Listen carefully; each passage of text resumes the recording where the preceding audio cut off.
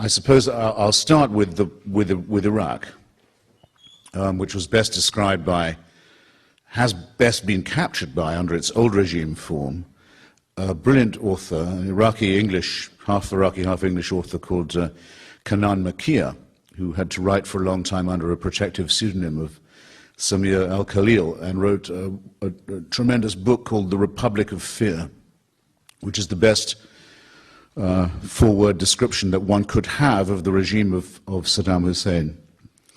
If you can get hold of it, and you can, if you go back to look at the program that Kanan Makir and Hodding Carter once did for public broadcasting, you can actually get to see one of the most chilling, annihilatingly chilling, actually, videos ever made in the 20th century. It shows the moment at which Saddam Hussein, the actual moment at which Saddam Hussein seized power in Iraq for himself.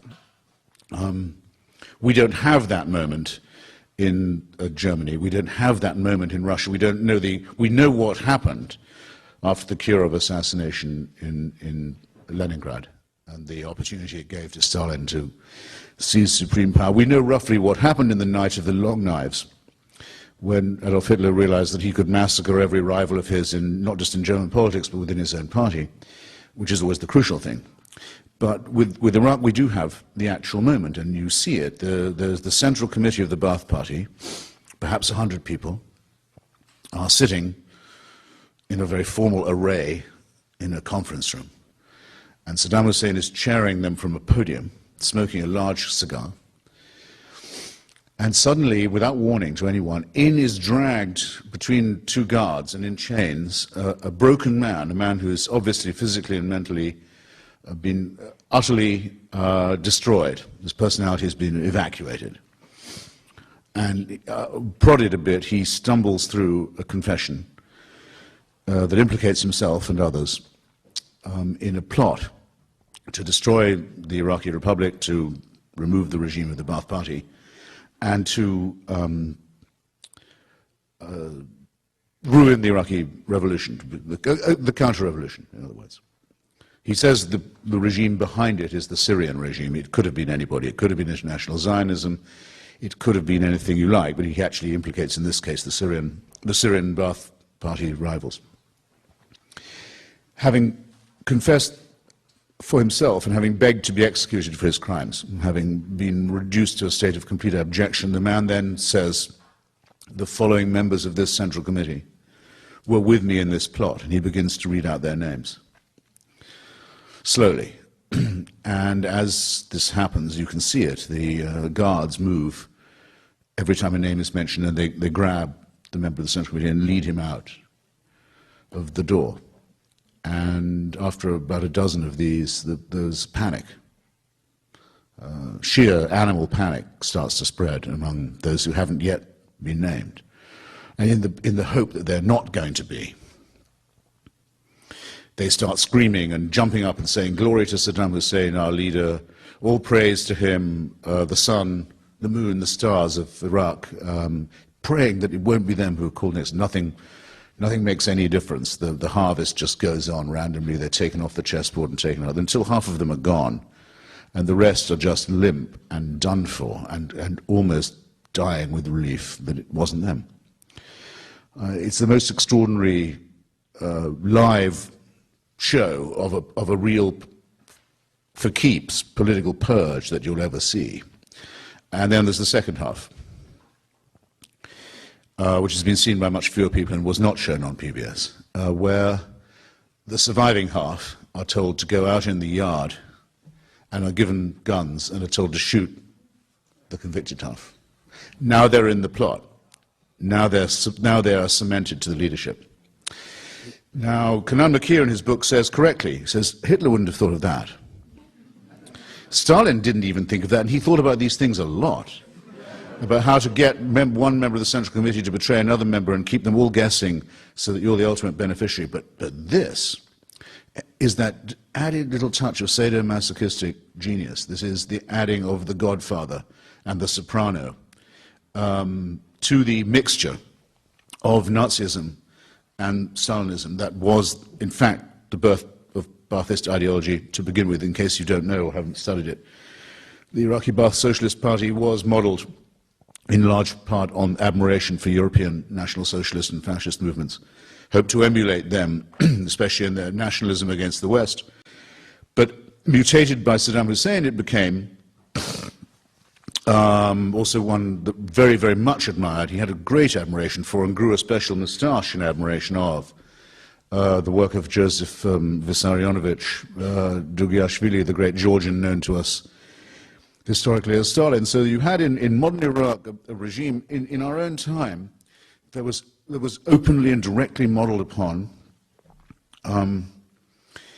the two most extreme examples of European totalitarianism. And when I used to go there in those days, it's often very difficult when you come out of a country like this to explain to people quite what it's like when you're there.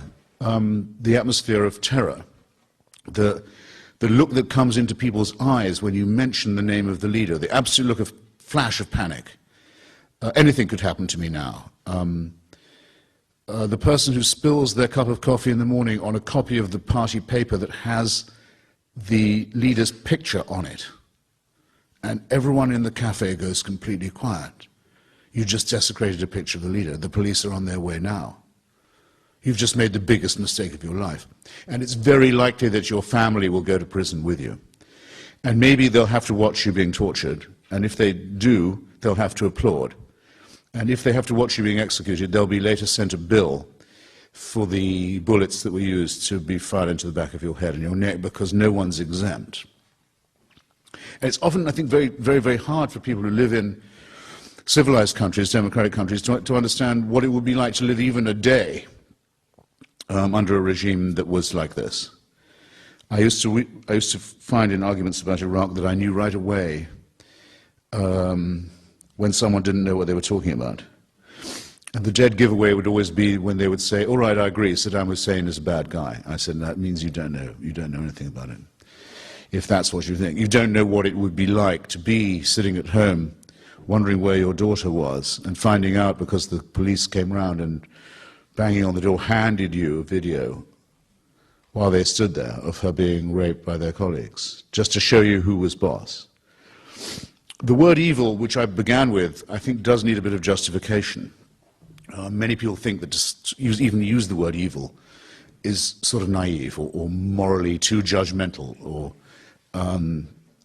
you know what I'm driving at, too simplistic. And yet it's somehow a word without which we cannot do.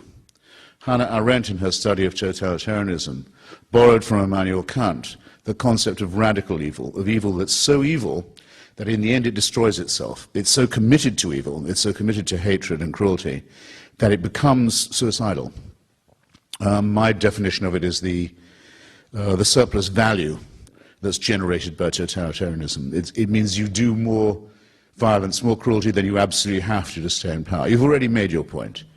You've done everything you need to do to make people realize that you're in power, but you somehow can't stop. There has to be a special appetite. There must be special prisons for rape. There must be special graves, mass graves, just for children. There must be the desire to see how far you can go. And even if you know this will in the end bring retribution, it's worth it in some sense for its own sake. Maybe that's the only redeeming thing about it. Maybe the irrationality is the one saving grace of it, but at any rate, it's not a word, it seems, that we can abolish from our vocabulary. The new president calls a special meeting of senior Ba'ath Party members, which he records. This is the actual footage of what is one of the most notorious events of Saddam's reign. People are invited to the Congress without knowing what is on the agenda. It starts with Saddam announcing that something very sad and tragic happened. He claims he's uncovered a conspiracy against him.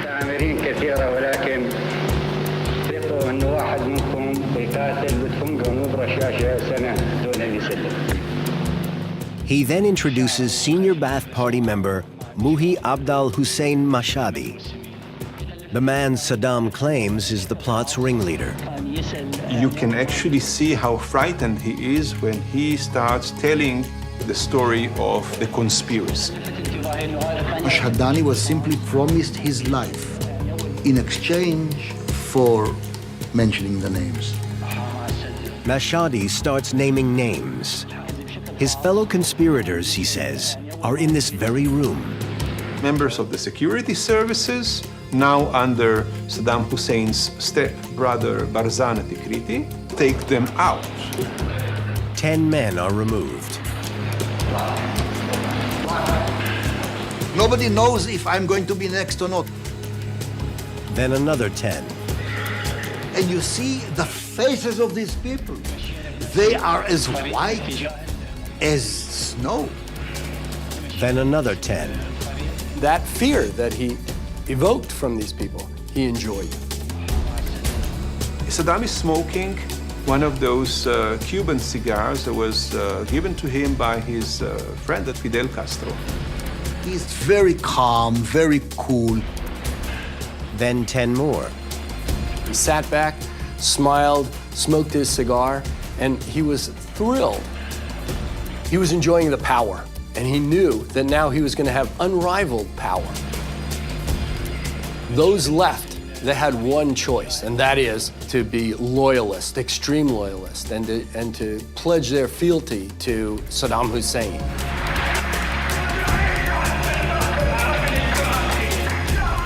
You have this ecstasy of the whole hall exploding in long live Saddam, long live the bar.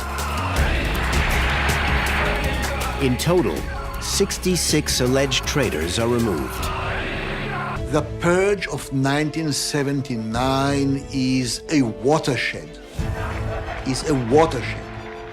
From now on, everybody is on notice. You don't antagonize Saddam under any circumstances. Don't even try it. That's 1979.